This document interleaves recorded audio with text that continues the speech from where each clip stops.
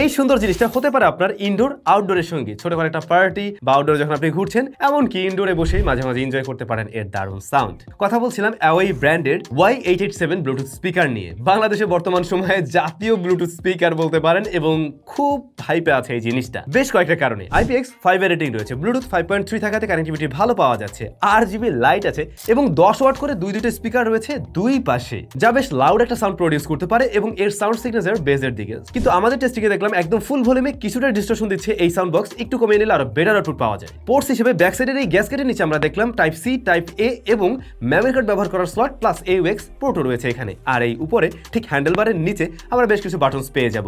তবে এই স্পিকারটিতে 3600 mAh এর ব্যাটারি থাকাতে আপনি কিন্তু ব্যাকআপ বেশ ভালো পাবেন, 4 থেকে 4.5 ঘন্টার মতো আপনি ইজিলি ব্যাকআপ পেয়ে যাবেন। 6 মাসের অফিসিয়াল ওয়ারেন্টি সহ অ্যাওয়ে এর অফিসিয়াল ডিস্ট্রিবিউটর টপটেক জোনে আপনারা পেয়ে যাবেন এই প্রোডাক্টটি। অবশ্যই বক্সের উপরে টপটেক জোনের স্টিকারটি দেখে নেবেন, ডেসক্রিপশনে সমস্ত ইনফরমেশন মেনশন করা আছে।